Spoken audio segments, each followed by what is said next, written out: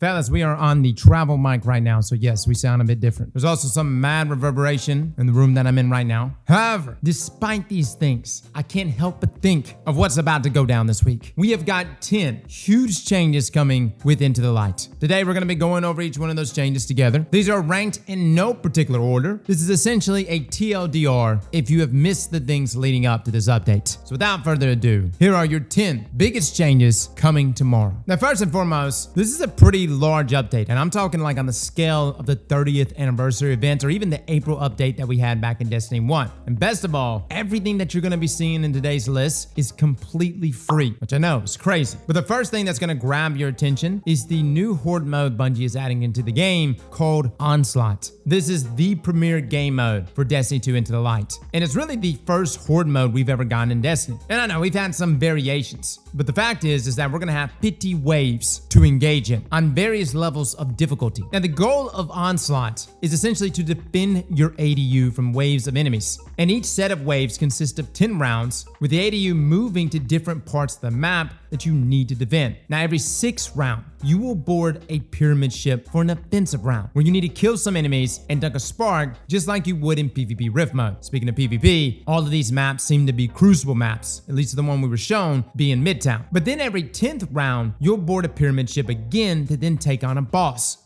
which will drop a chest for you, and then you move on to the next set, with every 10 waves seeing the difficulty increase. Now, while you're killing enemies, they will drop scrap, which you can use to purchase and upgrade your defenses to help protect the ADU. This includes things like trip mines and decoys, as well as turrets, which by the way can be further upgraded, increasing their efficacy. Now, higher health targets will drop ADU batteries, which can be thrown at the ADU to increase its health. And if you use a battery on a fully healed ADU, this will allow you to earn 3 times the scrap. Now, there's going to be a few different versions of Onslaught, one being a ritual playlist version, which has you defend a single ADU location for 10 waves. And don't worry guys, we're gonna have a complete guide on all of this week. Then we have the standard and legend versions, which will go up to 50 waves in total, that will be spread out across 3 different locations. Now, the legend version will feature higher difficulty, as well as weekly modifiers and extra rewards. Now, starting tomorrow when Into the Light launches, there will be a special challenge. The first fire team to complete all 50 waves of legend difficulty will get 7 inches of Shax, literally a mini replica of his helmet.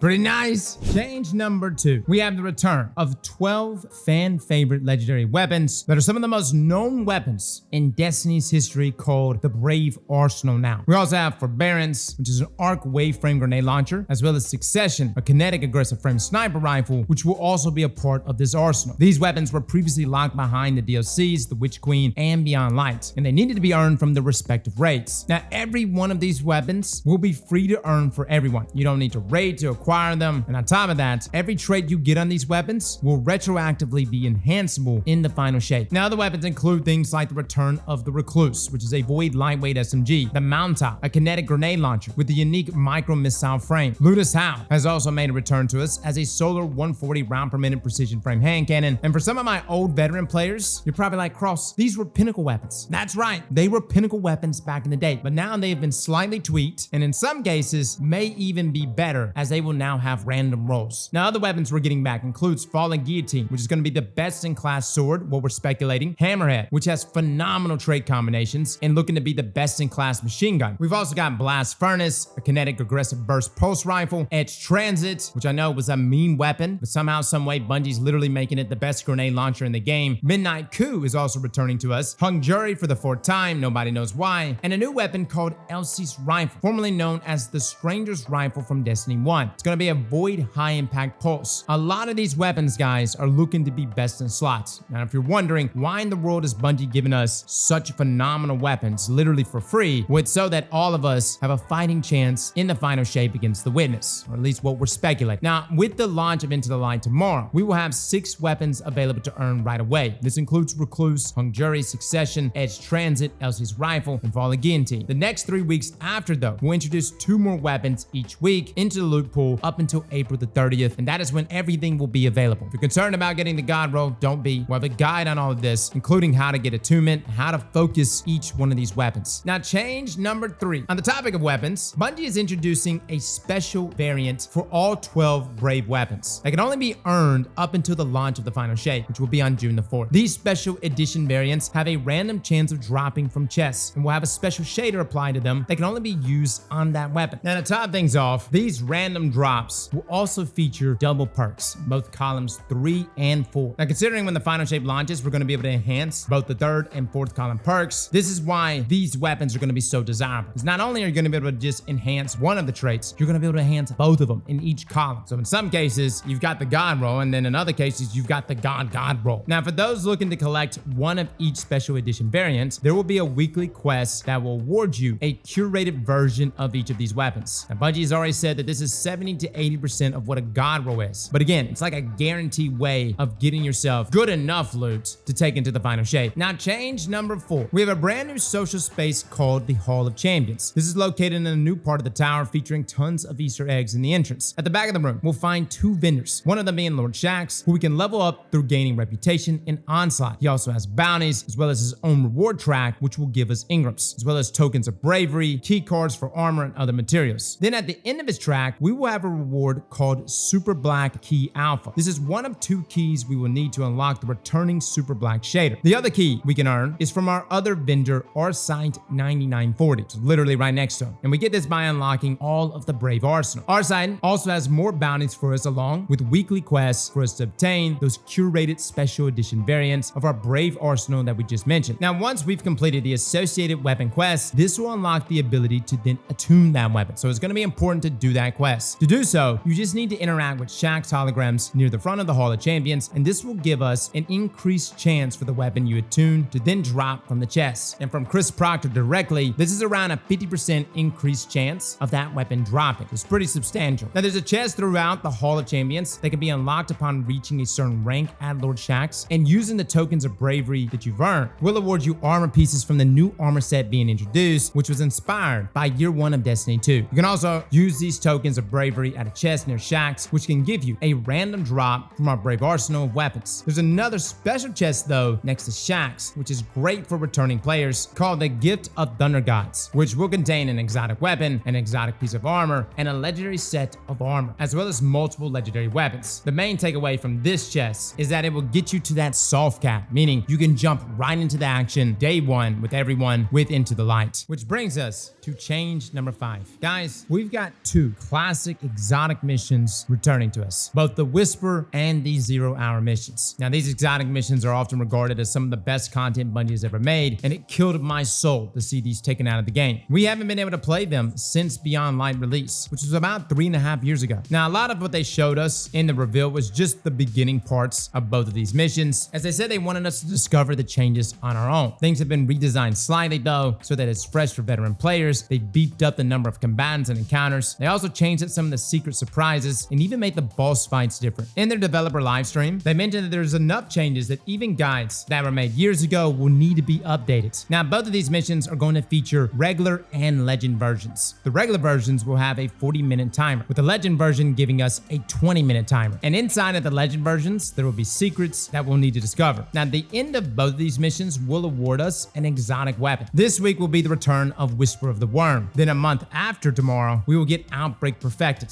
Now, in addition to these exotics, you can also earn reprised versions of their classic exotic ships. The Whisper will offer a new ship with an updated look called Carve of the Worm, inspired by 1,000 Wings, while 0 Hour will offer Vimana Junker, also with an updated look built on the frame of the scrap CF71791 and inspired by Outbreak perfected. Now, our priority tomorrow is definitely going to be on Onslaught, but as soon as we get through that, guys, I promise you we'll be cranking out a new guide on the Whisper mission and its secrets. Change number 6. On the topic of these exotic missions, both Outbreak Perfected and Whisper of the Worm will be craftable. Whisper is going to have access to all of our normal barrel options. For magazine perks, we'll have things like accurized rounds, flared magwell, alloy magazine, and steady rounds. Again, nothing too crazy there. Then for our perk options, we have things like Mulligan, which is a classic, but you can switch it out for things like field prep, no distractions, or inline action. Now, of course, Whisper will still have its same exotic perk called White Now, with its catalyst, Whispered Breathing. Now, even though Whisper's craftable rolls are nothing that crazy, Outbreak Perfected looks great. It has normal barrel and magazine options, including more options than that of Whisper. We could do things like increase our magazine count, which would have been nice to see on Whisper. But for its perks though, it starts off with Outlaw, like it currently has, but it can also be swapped out for things like Rapid Hit, Rewind Rounds, or Head Seeker. Guys, I just want to point out how good these traits are going to be on Outbreak Perfected. Like Rewind Rounds tying into its perk, the Corruption Spreads, and its exotic catalyst, everything is going to synergize beautifully when it comes to creating those Siva nanites. But even on the PvP side of things, Head Seeker, Rapid Hit are both going to be phenomenal. And keep in mind, lightweight pulse rifles, which is what Outbreak is getting a buff tomorrow. Now, both of these weapons will have stock options, further increasing our stats. Now, after obtaining the exotic from the respective missions, each will then have their own 3-week mini quest line to allow you to unlock additional crafting options, including upgrading each weapon's unique intrinsic behaviors. Now, if you've already earned their exotic catalyst previously, Bungie said you'll be able to insert them immediately upon crafting. Otherwise, they can be earned from the legendary versions of the respective missions. Now, we've already gotten the catalyst, but of course, if you haven't gotten it, we'll have an updated guide on each one of those. Now, change number 7. Guys, we have a host of sandbox changes coming tomorrow. It isn't as sizable as, say, like the launch of a new season, but it is blanket changes to both PvE and PvP. First up, for our exotics, Whisper of the Worm is receiving its total ammunition bump, increasing from 18 to 24. Whisper already has literally the best total damage in the game. Now it's going to be in a class of its own. 1,000 Voices is also seeing its total ammo increase from 7 to 11. Although I'm excited about it, I will say it's time, Bungie. 1,000 Voices needs an exotic catalyst. Just saying. Now, Quicksilver Storm is receiving a hefty nerf. We hate to see it, fellas, but it is what it is. They've increased the shots to trigger a rocket by 50%, and they reduced the grenade area of effect damage versus combatants by 37.5%. Yes, we will be doing pre and post testing on this just to see how bad it is. Now, the Last Word and Forerunner are both seeing their base damage increase by 6%. Again, this is across the board for both PvE and PvP. Breach-loaded grenade launchers are seeing their impact damage increase by 40%, which should overall work out to be a 15% damage buff. And again, this varies depending on your blast radius stat. They also reduce the radius of disorienting grenades by 15%. So again, if you're looking to blind enemies, probably gonna have to get close to direct hits now. Now, we have some other changes that are mostly targeted at PvP, but again, they bleed over into PvE as well. We'll be covering all of these in more detail in our pre and post testing video. A huge change though, which I feel like is not being looked at enough, is that inside of PvP, Bungie is reducing the amount of flinch taken by all primary weapons by 15%. I'm curious to see just how noticeable that is, but that is quite a change, at least on paper. Now, Sunshot has seen its precision damage increase by 11% so that it can maintain its 3 taps. Wishender is seeing its base damage reduced by 5%. Keep in mind, that's just for PvP right there. Now, there's also a few perk changes such as Master of Arms. It's seeing its damage bonus reduced from 20% to now 15%. Magnificent Howl is getting a complete rework, which says that the number of precision final blows before reloading affects the total rounds granted with increased range and damage. And precision final blows, while Magnificent Howl is active, extends the effect for additional rounds. Can it stack with Lucky Pants? We'll see, man. Micro Missile from Mountaintop has also been redesigned. Bungie has changed up its intrinsic and rebuilt it to do less direct damage versus players while giving it dramatically more self-physic impulse. You could literally rocket jump with it. Now, its PvE damage has been retuned to be more competitive with other grenade launchers, and it's been given slightly increased reload speed. Lastly, permeability is seeing a fix, which was causing the Slammer Sword to be stuck on the strand damage type. But let's be real, guys. Who's using the Slammer once Falling Guillotine comes? Nobody. Change number 8. This coming directly from the PvP strike team. The competitive playlist is seeing some major changes though, with both Survival and Countdown Rush being replaced by 3v3 Clash and Collision. Now, Collision is seeing some zone placement changes on maps like Dead Cliffs and Vostok. Clash is seeing its ammo meter system swapped in favor of, get this, ammo crates, which Collision will also use. The Trials of Osiris is seeing some changes to its special ammo system, with the first 2 weeks after update 7.3.6 seeing these experiments. The first week of Trials is being referred to as the unrestricted special ammo crate system. There will be 4 ammo crates that spawn every round. 1 will be placed in each team's initial spawn, and 2 will be placed in and neutral locations. And players who have special ammo will drop it on death. The second week of trials will be using a restricted version of ammo crates, with only 2 crates that will spawn each round, which will be the ones by each team's initial spawn. Now, players will lose special ammo on death, but they will not drop special ammo bricks. Now, Bungie is planning to use these first 2 weeks to gather data and feedback on how both amounts of special ammo availability feels and how it plays in order to make future tuning to the trial special ammo systems. Now, the current special ammo meter system will return in week 3. Now, this of course has had a lot of people up in arms about this. I will say this is only 2 weeks, but I feel like this is definitely going to extend the rounds of trials. Most people are going to camp near the special ammo crates, but we'll see how it goes. Now, in the competitive playlist and during the first 2 weeks of trials, Bungie will be introducing an improved version of the not swap modifier, which will now remove ability energy if you change ammo type of a weapon in your kinetic or energy slot mid-life. Now, they did this a while back when it came to our exotics. This way, if you were about to pop things like Fist of Havoc, you didn't swap exotics to Eternal Warrior to get that overshield. Now, the example they gave us here, though, is that if you have conditional finality in your kinetic slot and you say swap it to Eye of Soul, it being another special ammo weapon, you're fine. However, if you swap to say something like Immortal, that being a primary weapon, the not swap modifier will activate and drain your ability energy. And that's everything, guys. It's your ability energy, your neutral abilities, your class ability, and your super. Now, there is a way, of course, to work around this by just swapping to the same weapon type, but we'll see how this plays out. Personally, I feel like the system we already had is okay, but understand they're doing this because people were navigating around the special ammo system. Lastly, from the PvP strike teams, the terms of service are being updated with a focus on matchmaking manipulation. Going forward, intentionally manipulating matchmaking to gain an unfair advantage, whether using Smurf accounts or external third-party tools, will be a bannable offense. This includes attempts to bypass any of Bungie's matchmaking systems, including outlier protection, ranked, and fireteam-based matchmaking. Now again, this will have no change on legitimate fire teams. This is just going to affect people that are trying to get easy lobbies, especially on Smurf accounts. Keep in mind, Bungie can track you down. They literally can see you on a Smurf account, and they know what your main account is. We've seen it in the past, where people get banned on 3 and 4 different accounts. Number 9. On the topic of PvP, guys, we're finally getting new maps. Now, it's not happening this week, but it is a big deal, at least for my PvP players, who have been asking for maps now for what literally feels like an eternity. These will arrive on May the 7th, though. They have been built with a focus on 3v3 game modes, curated for things like competitive and Trials of Osiris. And we're also going to be getting a dedicated 3v3 playlist when these maps launch. Now, they will be available in 6v6 playlists as well, but this includes Eventide Labs, which takes place on Europa, and it's a long-forgotten human colony research outpost being used by Aramis. Then we have Cirrus Plaza, which takes place on Neomuna, and it's this shopping entertainment center, which looks really cool. Then finally, our third map is Dissonance, which takes place on the terraformed pyramid ship. Overall, everything looks good here, guys. And Bungie even brought in external playtesters who thoroughly played through these maps and gave Bungie a number of critiques. Overall, these maps look really good. Now, number 9.5. I know, it's supposed to be 10, but we got another one, but we got very little information on it. We have a new activity coming called